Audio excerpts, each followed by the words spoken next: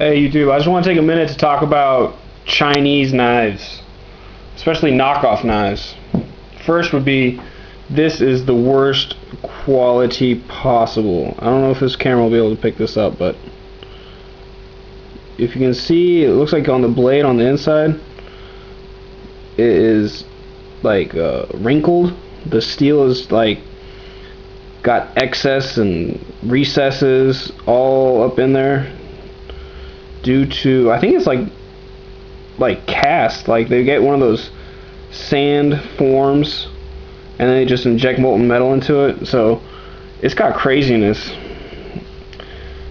And also, I think the biggest problem you're going to see is the hardware, because if you look at this one, that side, the hex, the Torx, excuse me, are there, but even from the factory, they're like already stripped out. This is exactly how I just got this knife, and it is 8 up, 10 up, and 2 down. Same with this one. This one from the factory, it came a little bit like loose. I put it together with Loctite when I found out, because down here I would push on both sides and it would like flex. That's not good. So it comes with screws. This one is also, oh no, this one's just hex, it's not torque, but it matters. I mean, the hardware matters, and on this knife, that's really the only real problem. It's just the hardware, I think. Cool clip. I mean, it sits high in your pocket. You can get like almost your whole first pad of your thumb on that sucker above the clip. But yeah, let's try to get another look at this locking mechanisms. It's got nice washers on it.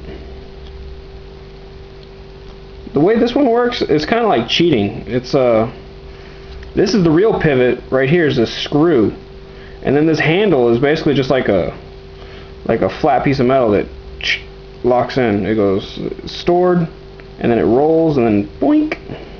But it pivots here. Unlike the real Benchmades and stuff, this big heavy nut is the thing that rotates and springs in there. But this really is held together by this back here. See how it's got like a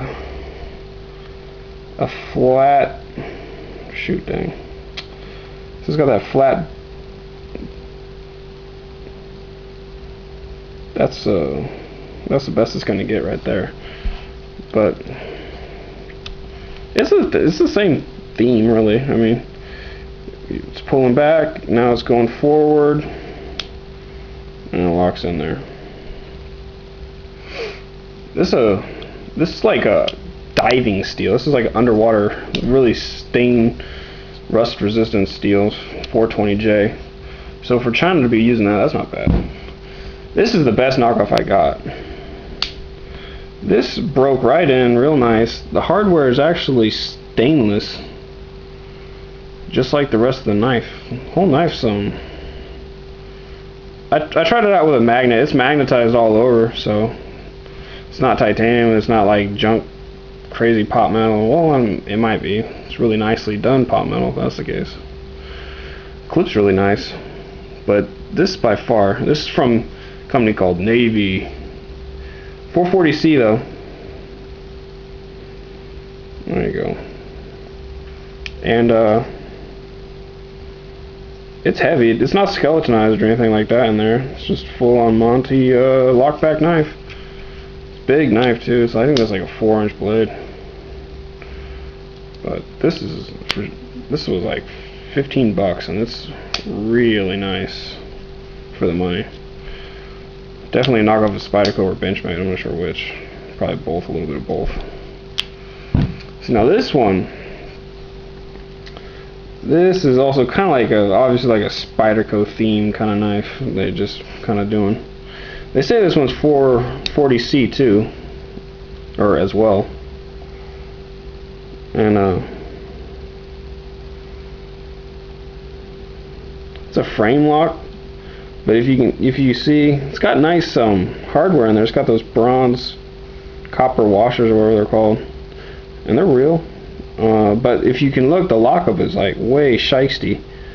So I'm gonna have to take this thing apart, and I think I'm gonna hit the frame. I'm not gonna take away metal from the blade itself. I'm gonna take this panel off, and then if this thing comes out far enough, I'm gonna hit it with a little bit of love on a file. But yeah, you can see right there, it doesn't. That's the problem. You know what I'm saying? Frame lock knife that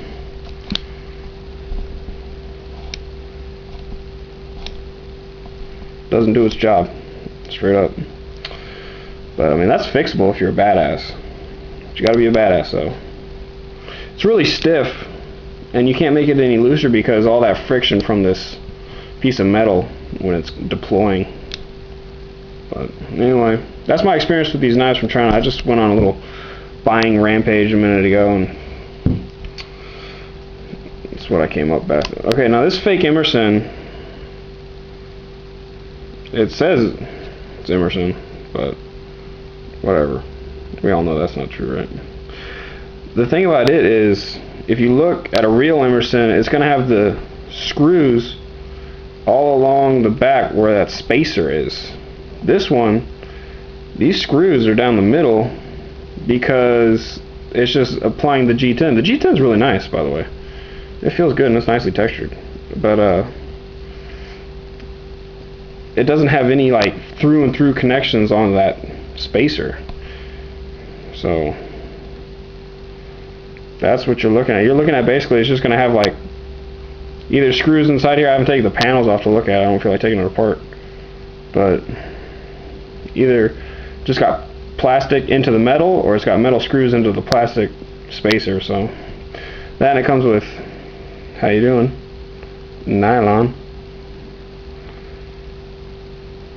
and also this thumb disc right here, garbage. Real Emersons have really nice ones, and you can see that it's work with me, camera, work with me. Alright, you can see it's a little bit off too, you know what I'm saying? One day that'll break, but whatever.